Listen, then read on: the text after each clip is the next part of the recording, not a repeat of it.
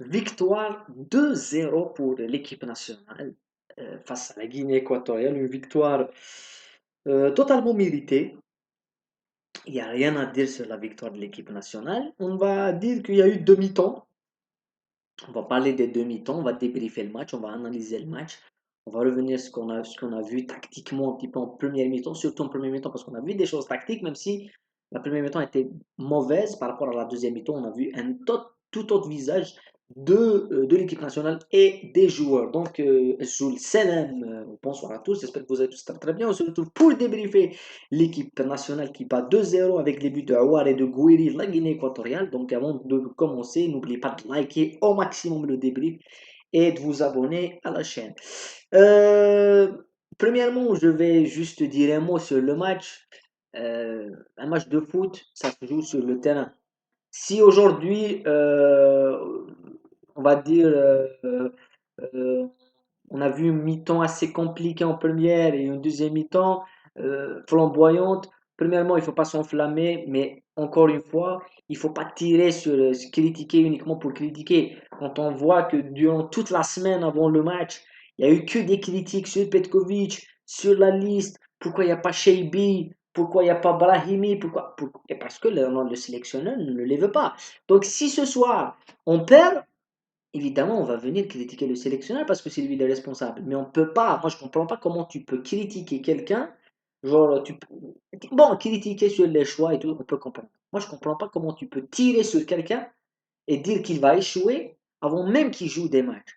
Donc Petkovic ce soir gagne. Moi je trouvais une équipe cohérente, un peu mieux que face à la Guinée, mais il reste beaucoup de choses. Il reste beaucoup de choses. Donc la première chose que je voulais dire, c'est évidemment le but de Hawar qui sauve les choses. Mais avant de parler du but de Hawar, il y a eu quand même quelque chose en premier mi-temps qui est surprenant. On va parler premièrement de la première mi-temps. Les choix un petit peu de Vladimir Petkovic avec une composition très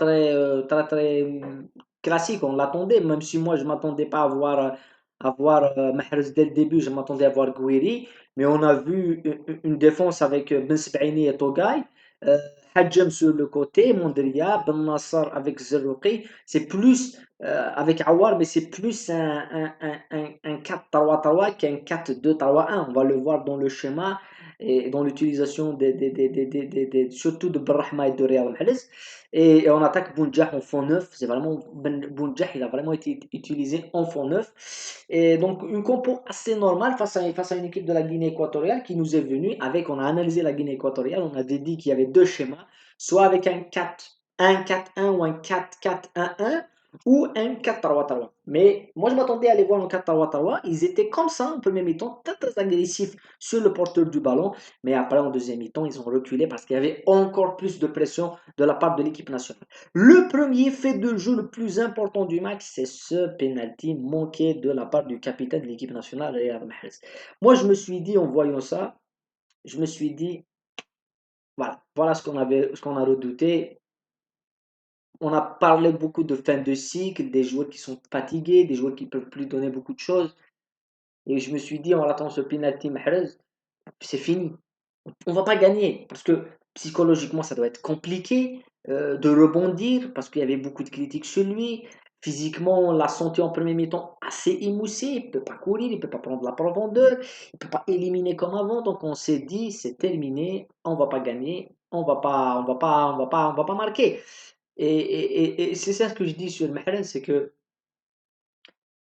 si il tire pas le penalty, on dit ah c'est pas lui, il est pas leader. Moi je préfère un leader qui tire les penalties qui les rate que celui qui attend que par exemple en séance de tir au but, il attend la cinquième ou la quatrième, le quatrième tir pour tirer. Je préfère que tu tires et que tu rates. Voilà, tu as le courage, tu vas, tu donnes ce courage. Pour pas, moi, je suis le meilleur joueur de cette équipe, je suis le capitaine et je rate. Donc toi aussi, tu peux rater, c'est pas la fin du monde.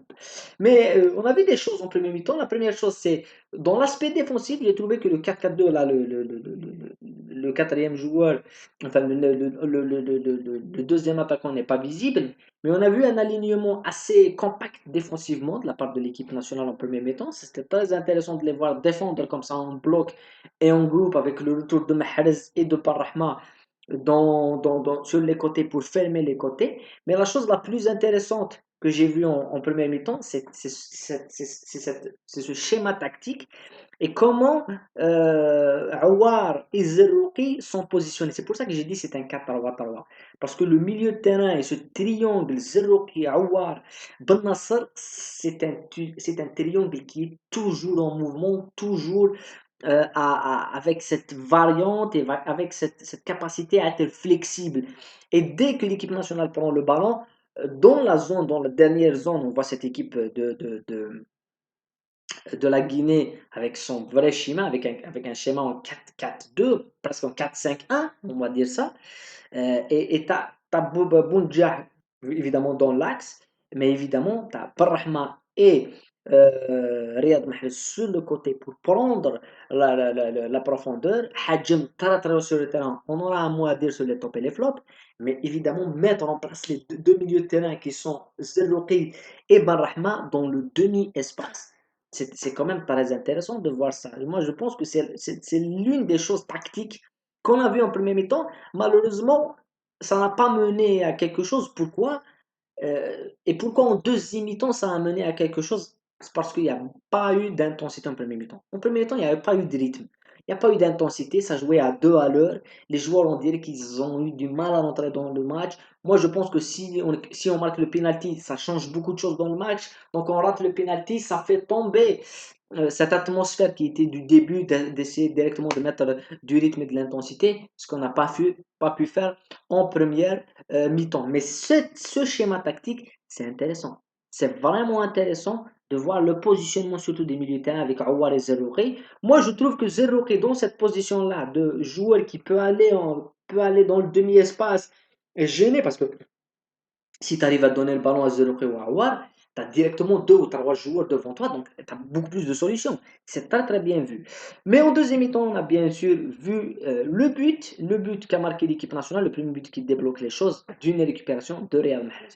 Autant une première mi-temps assez compliquée physiquement, en matière de rythme et tout, mais en une deuxième mi-temps, on a vu autre chose. On a vu de l'envie, on a vu du dépassement de fonction, on a vu des joueurs qui essayaient d'aller chercher justement cette profondeur.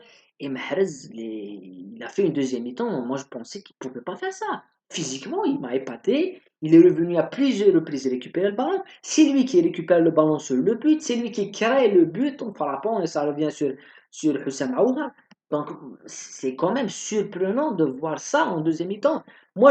Et on a souvent dit ça euh, quand on parle de euh, première mi-temps et deuxième mi-temps et ce qui se passe à la mi-temps.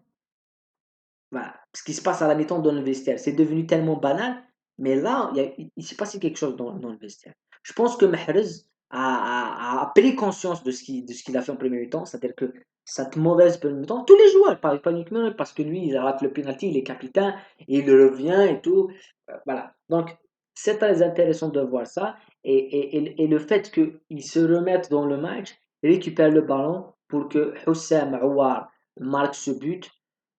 Voilà. Aouar, ce qui me plaît chez Houssam Aouar, je l'ai même dit dans les qualifications à la CAN dernièrement, c'est ce joueur qui marque. C'est un joueur qui marque des buts. Et c'est un joueur qui est présent. C'est ça qui m'impressionne. C'est-à-dire qu'il est là, on renarde des surfaces. Alors que normalement, on doit s'attendre à ce que ce soit la zone de Bounja. Mais finalement, c'est un Aouar qui réussit quand même à marquer. Après, l'équipe nationale a défendu très très bien, très très compact, très très bas. Et il y a eu deux, voilà, le face-à-face de Barrahma raté et l'autre face-à-face de Benzia que bah, ça rate un but. Mais les buts étaient vides, ça tire à côté, c'est incroyable. Heureusement qu'à la fin, Gouiri réussit à tuer le match avec ce 2-0. Voilà, c'est très très bien fait. C'est une victoire méritée du début jusqu'à la fin. Oui, la Guinée équatoriale a essayé de gêner l'équipe nationale et elle l'a fait en sortant par intermittence et en essayant de trouver un temps où baisser le rythme et essayer voilà, d'attaquer, de perturber un petit peu l'équipe nationale. Mais ça a été bien joué de la part des Verts. Les tops et les flops. Je vais commencer premièrement par les flops. Pour moi, le flop, l'un des flops du match, c'est Bounjah. Malgré son positionnement utile en fond neuf, en première mi-temps, même en deuxième mi-temps, il est trop perso, il n'est pas dans les coups. Et c'est un neuf, on attend de lui qu'il soit dans la zone de vérité. Des fois, il fait des gestes comme pas possible. Je sais pas, il n'est pas dans le collectif, il est en retard, il prend des mauvaises décisions. Pour moi, c'est un flop. Pour moi, c'est un flop. Voilà, il y a rien à ajouter. Pour moi, c'est un flop. Voilà. Euh, c'est l'unique joueur qui m'a semblé perturbé parce que les autres se sont tous remis en question. Pour les tops, j'ai trouvé Hadjem extrêmement intéressant. Prise de profondeur, la volonté, jeu en une, deux, en remise. Vraiment, il m'a plu ce joueur. Vraiment, c'est le genre de latéral qu'on aime. Latéral qui va, qui propose, qui va en offensive, qui aime le 1-2, le dédoublement. Donc, Hadjem, vraiment top. C'est bien intéressant. Voilà, Aouar qui marque, c'est bien, c'est toujours le bon, parce que c'est lui qui débloque, parce qu'il faut être là dans cette zone-là pour marquer. Et bien sûr, Mahrez, parce qu'il se remet en question, malgré qu'il a raté le penalty, non, il me fait une deuxième mi-temps de courage, d'envie, de grinta. C'est ce qui manquait un petit peu à Mahrez. Évidemment, j'ai bien aimé Ben Nassar, enfin le milieu de terrain et tout, mais j'ai bien aimé Barrahma. Pour moi, Brahma, il a joué face à l'Ouganda. Oui, c'était un match, oui, ça marque, mais c'est pas. Même Awar était marqué, mais bon, ils n'ont pas fait un grand match. Là, ce soir, on a l'un des meilleurs matchs de Brahma avec l'équipe nationale. Il a passé contrôle, il pénètre, il cherche, il a failli marquer de loin, le face-à-face il rate. Oui, il rate, mais il a créé des situations. Moi, quand j'ai défendu Barrahma, j'ai dit que ce joueur-là doit venir en équipe nationale, même s'il joue à titulaire, mais doit venir en équipe nationale. Il y a beaucoup de gens qui m'ont dit il n'a rien prouvé en Afrique. Comment veux-tu prouver en Afrique si tu ne joues pas? Comment veux-tu qu'un joueur prouve s'il ne joue pas? Comment veux-tu, comment vouliez-vous voilà, Barrahma s'installe petit à petit, il a un couloir, il a un côté, il va prendre un petit peu plus de confiance et il va être indiscutable parce que c'est un joueur pétri de qualité et j'ai adoré son match. J'aurais aimé qu'il marque ce but-là parce que ça va lui donner encore plus de confiance. Malheureusement, ce n'était pas le cas. Voilà, c'était le débrief, c'est ce que je voulais dire sur ce match-là. C'est un débrief à chaud, donc on est revenu sur certaines choses, mais on peut parler encore plus de beaucoup de choses. On va revenir dans le dévers pour parler de l'après-match, pour parler de la conférence de presse de Vladimir Petkovic et parler de l'actualité des Verts, puisqu'il y aura le prochain match face au Libéria le 10. Vos tops, vos flops, prenez soin de vous, la paix sur vous et à très bientôt.